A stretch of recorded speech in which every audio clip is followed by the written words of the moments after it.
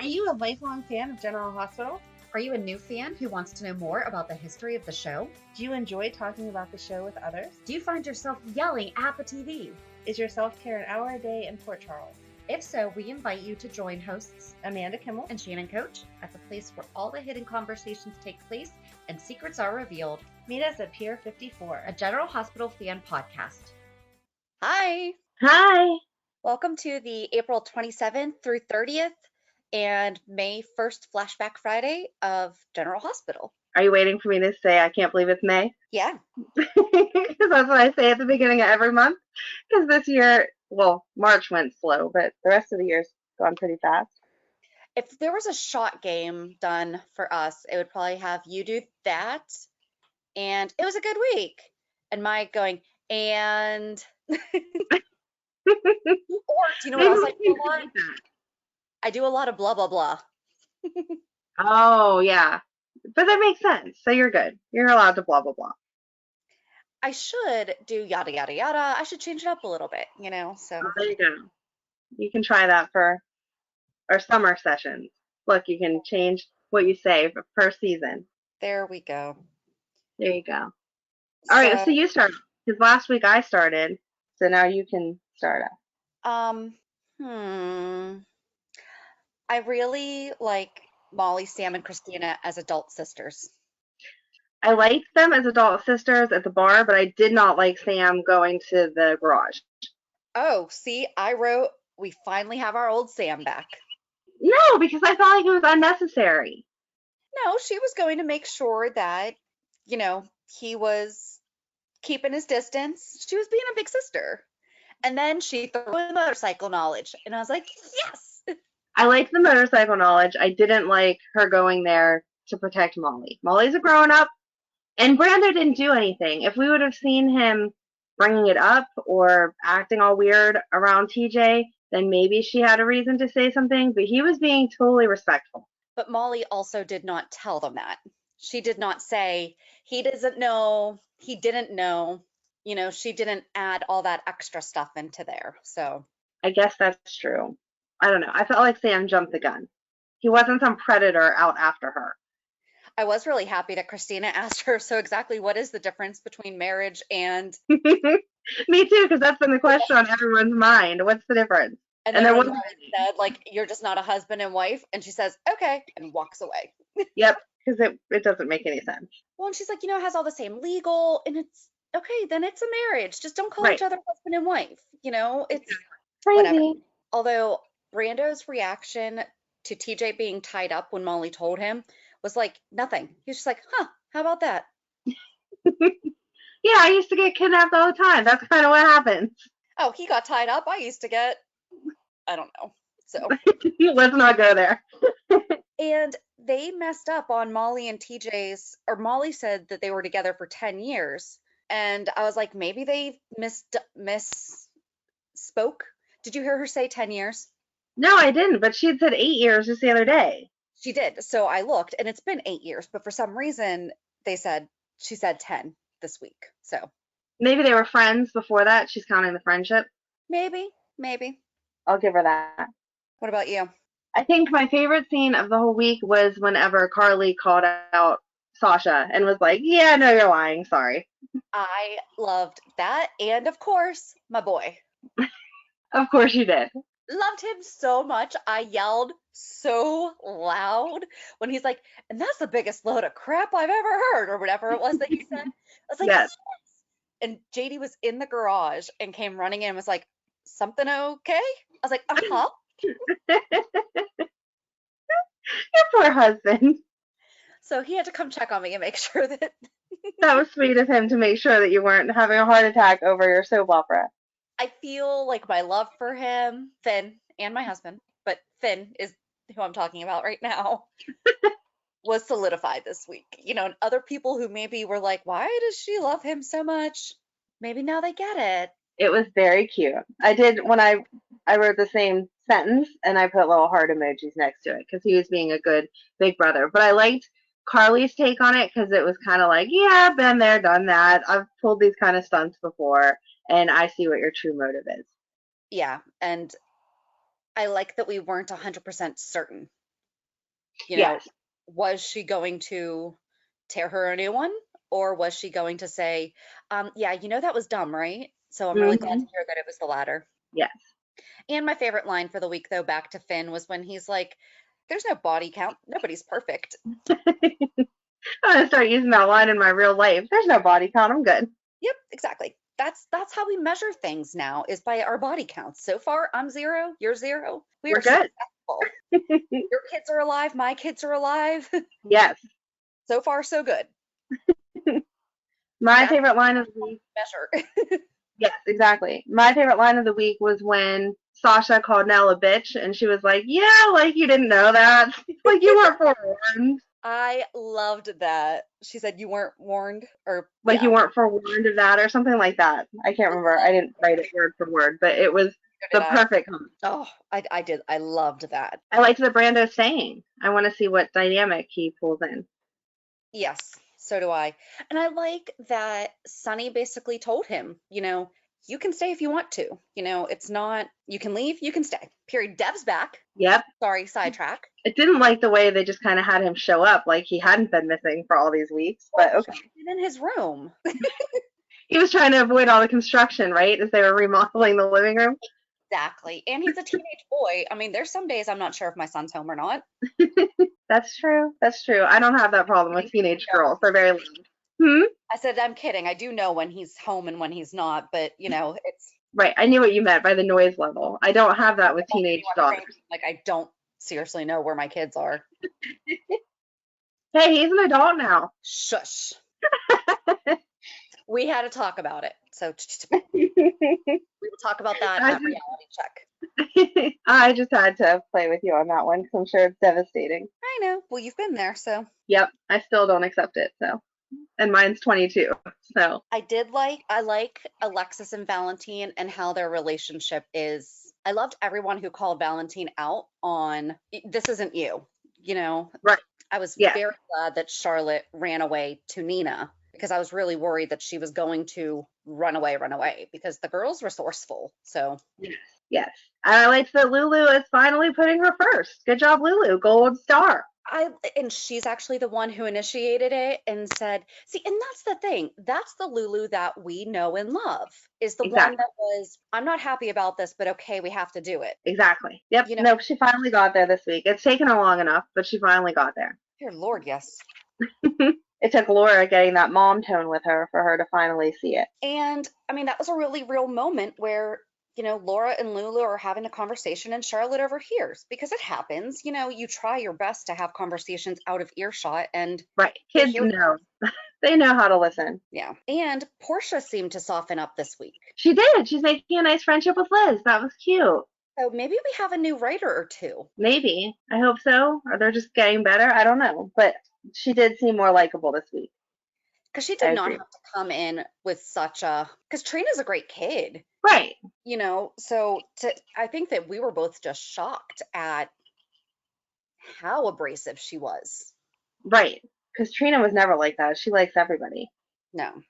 I didn't like Trina and Cam this week, though, where she kind of just let him off the hook and he took it instead of admitting that he likes her. I know. I thought he was going to. He kind of started to, though. Yeah, it wasn't enough, though. She didn't get it. Oh, no. It totally went over her head. Yeah. I am kind of sad for these kids, though, because, like, Joss and Dev just got out of lockdown, and now they're going to have to go back into it. Yep. How ironic, though, that, like, those kids are going through that, as in real life, when it's airing, we're going right. Full. Yes. They keep saying, like, how did you get out? That's what the whole world's wondering, how we're all going to get out. Exactly. Yeah, but that was really, I definitely thought that they were going to be talking about the kiss when Joss walked around the corner. Right. So that they had to tell her. I would have liked that better. But at the same time, I'm kind of happy that they didn't. But at the same time, Joss and Cam have told each other they're just friends. Right. They're definitely in the friend zone. I don't think it's coming out of that anytime soon. She did seem a little bit jealous, but I think that was just friend jealousy, not she wants him for herself jealousy.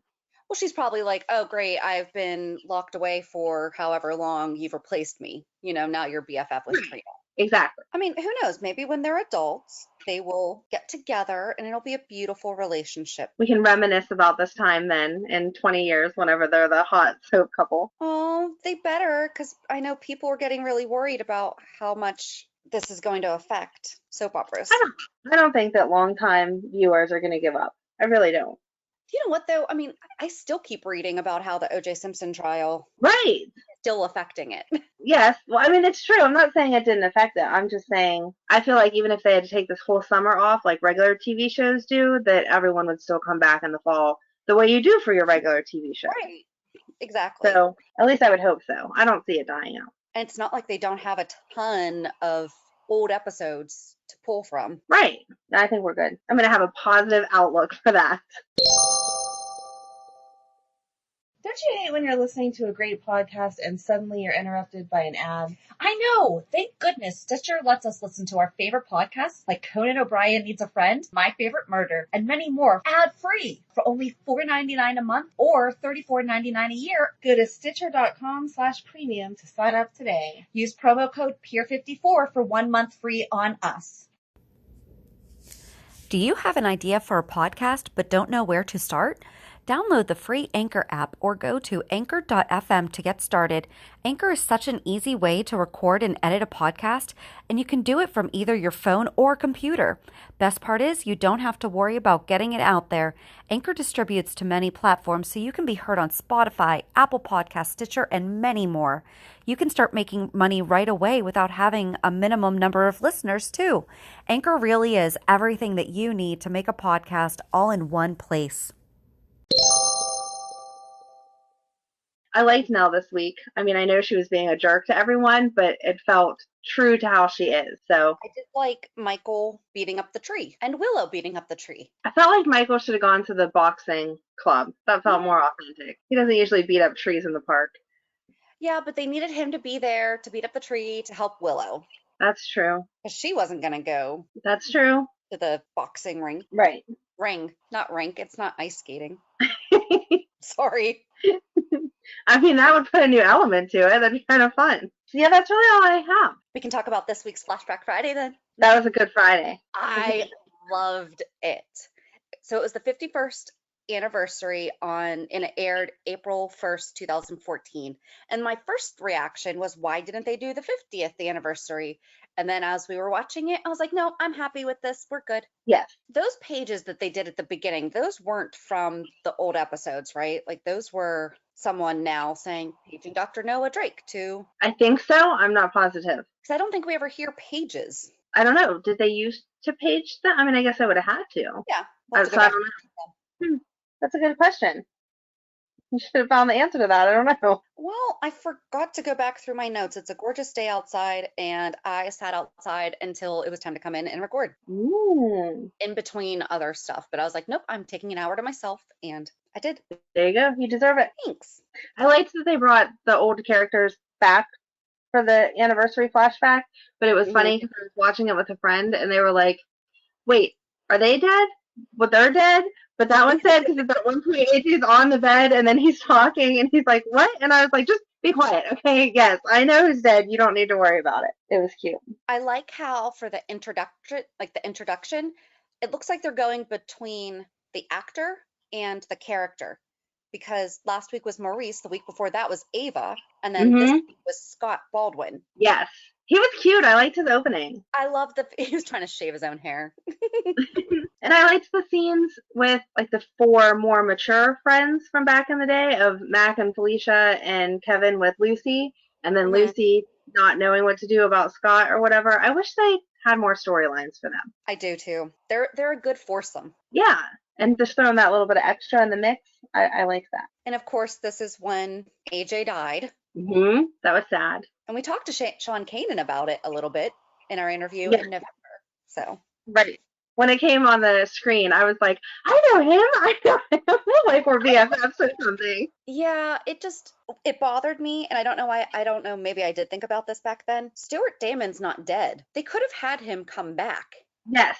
I wondered why they did that also. That would have been amazing to show him. I know that they showed him, I'm quoting right now, at Right. the end, welcoming him, but it would have been amazing to have him maybe after Emily was perfect, reasoning with Monica and AJ, like that was perfect. But maybe Right. as they turn to go, have Stuart Damon just standing there saying like, welcome home, son, or something like that would have been. Maybe he had aged more than Emily looked like she aged, and they didn't want it to be that they were older, because you would be the age that you were whenever you died, We don't know that. That's how I assume it to be, and I'm assuming that the writers did too. I'm sure. Listen, Carrie Fisher is dead, and they figured out how to have her in movies. That's true. Well, I mean, they took old footage, but they could have done that. They did it with, I am failing myself as a Star Wars fan, Peter Cushing. They digitally did his face. You don't know who I'm talking about, but it's okay. Other people. I'm sure the rest of the world does, because everyone else knows Star Wars stuff. I just don't. So I'll sit here and, okay. But they also did it at the end of Rogue One, where they did show Carrie Fisher as Princess Leia back in the 70s. Okay. And Carrie Fisher was alive when that happened. Obviously, she did not look the same. No? It was very obvious it was digital, but Okay. nowadays there are ways that they could have figured that out. Got it. And in 2014, they could have done it too, probably. Mm-hmm. But that was my whole thing. I was just like, oh, I wish that they had gotten Stuart Damon. Yes, I thought the same thing. I was like, well, I don't understand why they're playing it that way. But I did love how you were mentioning before that they had all three Carlys. Yes. Except for Jennifer. Which is actually mentioned in Maurice's book, and we will talk about it. We should look and see how many episodes she actually did, though. Was it really that insignificant, or was the storyline insignificant, so they didn't bring her back for this episode? I really don't remember. Let's do a 411 on the Carly we don't know. There you go. We can do that. Because, yeah, I felt bad that they showed those three, and I knew there should be a fourth, but I wasn't sure if it was just because nothing traumatic had happened during that time to show, like, oh, we stayed together anyway, like with the other Carlys, or if maybe she just didn't want to do it. I don't know. I did love how they transitioned between all of them, though. Like, had the previous one reference and then show. Right. It was nice. It was great. It was a good episode. I liked that episode the first time it aired, so I was happy to watch it again. Mm-hmm. I wonder what we'll get next week. I don't know. I don't know either. Hope it's good. They seem to be going further back. I mean, that was 2014. That was 6 years ago. Yeah. If we could get 10 plus, that would be fantastic. I would be very happy. Yeah. You have anything else to say about? I don't. I would say my classic, oh, it was a good week. It kind of just went us through. Long. But that really was all that it was good. I don't have any complaints, but there was nothing shocking that happened. Right. Do you think that Michael and Willow are going to, I don't know how they haven't figured it out yet. At least Willow. Right. I know they're both naive. We don't have to get into this again, but. Yeah. I know they're both naive, but they shouldn't be that naive. I don't know. I kind of like to see them get married now. I think that Finn is going to tell Willow if Chase doesn't. You think? Maybe. See, I would like to see them get married because Nell is so convinced that she's going to win, and that might change things up a little bit. Oh, I don't think it's going to be like this week coming up that Finn's going to tell her. I do think that they are going to wind up getting married, but I do think that he might tell her, Yeah. I mean, it would be good. She deserves to know. They all deserve to know. Mm-hmm. But I hope they get married first. Yeah. Other than that, I really don't have anything either. So now we get to talk about our weeks. Reality check. Yay! Did you learn a life skill this week? I don't think I did. You have one job, Amanda. I know. I don't think I did. I was busy encouraging my children's life skills, kind of, sort of. So I think I get credit for that. Megan will, within 2 weeks, Megan will officially be a volunteer firefighter. Yay! So I did my mom duty of getting her work permit for her. Not that it was difficult, but they weren't sure how it was going to work because of all the quarantine stuff. So I got it all. Younger too, so. She's younger too. She's not 16. Yeah, you can get a work permit at 14. Okay. So, but you have to get it through the school, and obviously the school is not open. And normally you have to meet them in person with all your documents, which obviously you can't do right now. So it was actually easier. It worked out for me because you just had to email everything over and then they would mail it to you. But starting the process, I was not sure that's how it was going to go, and neither were the people at the fire station. So I thought it was going to be a big process or whatever. But anyway, she is down there right now helping clean the trucks and get everything nice and shiny and meeting everyone and getting her HIPAA training so that she can get the handy dandy app that tells her about all the calls and everything. So I'm going to pat myself on the back because that's not a dream that I would have for her, because I know it's not dangerous right now. She can't do anything real dangerous right now, but knowing that that's where we're heading, it was hard to step back and encourage her to do it when I would have preferred for her to just stay home and not do it. Awesome, though. I mean, so, no, I'm super proud of her. I mean, it's a double-edged sword. Super proud of her, and she needs to follow her own interests. And she was on top of this and getting the information and figuring out how to do it and all that stuff, which good independent skills, good job and all that. But there was a part of me that wanted to be like, yeah, no, sorry, can't do this. It's hard, especially, when they want to do the good things. Yeah. That can possibly be dangerous. It's hard. It is. So, but I'm totally proud of her. And the people down there are wonderful. I say down there because it's right down the road from us, but they were all super excited to meet her and tell her everything about it and answer questions and make sure I was at ease with it. So I think it's going to be a really good experience for her, something for her to do outside of being in her sister's shadow all the time. And so I'm super excited for her, but it's a little sad as a mom. So how about you? You had a big mom week too. Yeah, I've raised an adult. You're supposed to say it with more enthusiasm than that. I don't want him to be. But he's a good adult. You've done a good job. And you're not anywhere close to near done.